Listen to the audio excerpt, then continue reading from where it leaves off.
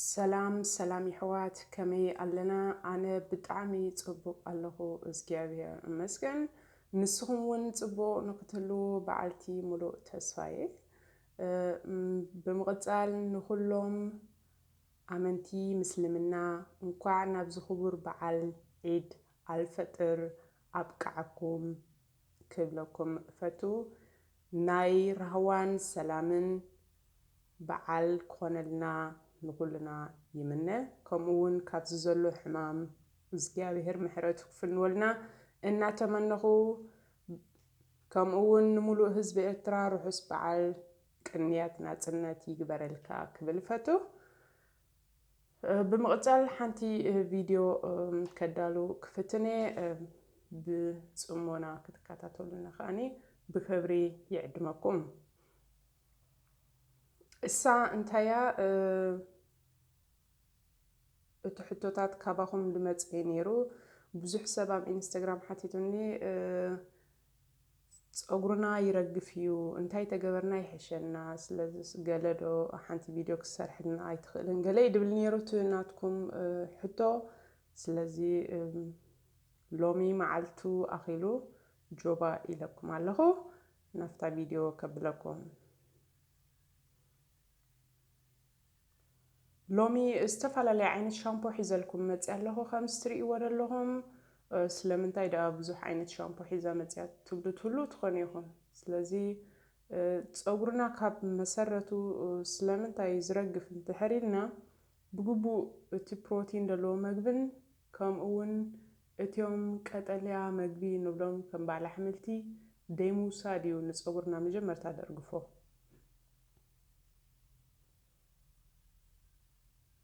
ብግቡእ እንድሕር ቀጠልያ መግቢ ደይትበልዕ ኮይንካ ከምኡውን ብግቡእ ፕሮቲን ዘለዎ ምግብታት እንድሕር ደይትወስድ ኮይንካ ኩሉ ግዜ ፀጉርካ እንታይ ይኸውን እቲ ናቱ ቲክነስ ይጎድል እሞኒ ሽዑ ክንምሽጦ ከለና ኮነ ወይ ኣብ ድቃስና ዝኾነ ምታሽሙ ኣብ ዘበልና ስእሉ ይረግፍ ስለዚ ሓደራ ሻምፖ ክንጥቀም ከለና ከዓ ከምኡ ማለት እዩ ሓንቲ ሻምፖ ኣይንጠቐም እዛ ሻምፖ እዚኣስ ንዓይ እሳ ጥራያ ደስ ትብለኒ ገለ ኢልካ ኖርማል ብደስታ ናትካ ማለት እዩ ሓንቲ ሻምፖ ጥራይ ትጥቀም ከምኡ ግን ጌጋ እዮም ሓንቲ ሻምፖ ናታ ትሕዝቶ እዩ ዘለዋ ሓንቲ ሻምፖ ከዓ ናታ ትሕዝቶ ኣለዋ ስለዚ ኩሉ ግዜ እዛ ሶሙን እዚኣ እንድሕር ሓንቲ ሻምፖ ወሲድና ኣፍታ ትመጽእ ዘላ ሶሙን ከዓ ካልእ ዓይነት ሻምፖ ክንጥቀም ኣለና ምናልባት ክኸብረና ይኽእል ይኸውን ማለት ምስቲ ናብራት ህይወት ናይቲ ሓበሻ ንፈልጦ ኢና ቁሩብ ክብድ በለይ ወላ ብዝኾይንካ ኖርማል ላብን ክንደይ ተጸባይ ደለካ ንሻምፖ ጥራይ ገንዘብካ ከተጥፍኦ ጽቡቕ ነገር ኣይኮነን ግን ብዝተኸኣለ መጠን ኣብ ክንዲ ናይ $20 ወይ ከዓ ናይ 20 ዩሮ ሻምፖ ንገዝእ ብሕሱር ብ2 ዩሮ ወይ ከዓ ብ$2 ክንገዝእ ንኽእል ኢና ወይ ትሕቲኡ ሕጂ ግዴታ ኣይኮነን ብኽቡር ሻምፖታት ክንገዝእ ስለዚ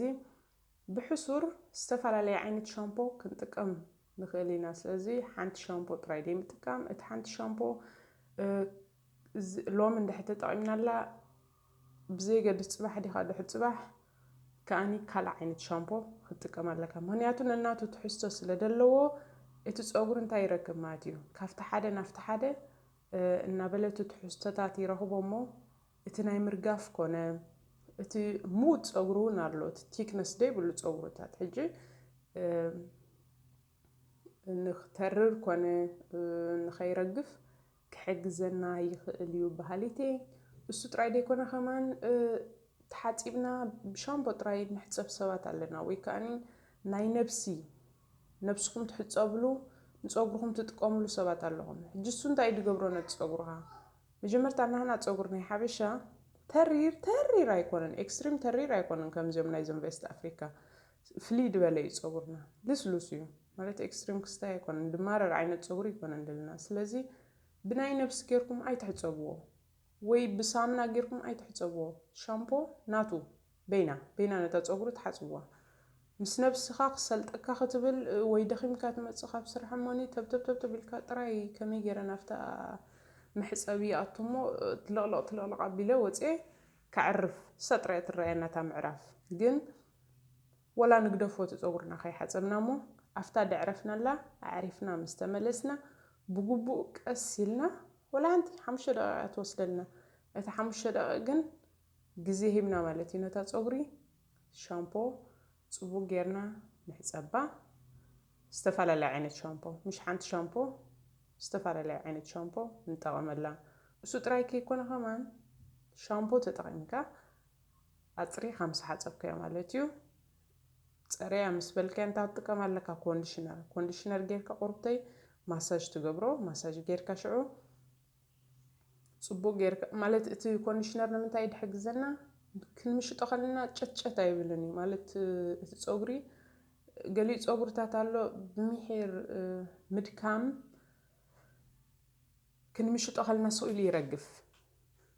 ወይ ቆራረጽ እቲ ምቁርራጽ ዝኸፍአ ወይ ቆራረጽ ሕጂ ንዑ ከነወግድ እንድሕር ኮይና ሻምፖ ንግበረሉ ንምንታይ ነቲ ምምሻጥ ከሕግዘና ንኸይረግፍ ጸጉርና ከም ጌርና ቀስ ጌርና ተበልናዮ ድበለጸ እዩ ባህሊቴ I hope so إذا فيديو دس إلاتكم كتكون تسفى يقبر أب قصة الفيديو يرخبنا سخونة حتى ويريتو تليكم كاني أب كومنت قدف لي سنة وسلام دقيمة روحوس بعل عيد كمون بعل نتسنت يقبر لنا بروح معلتي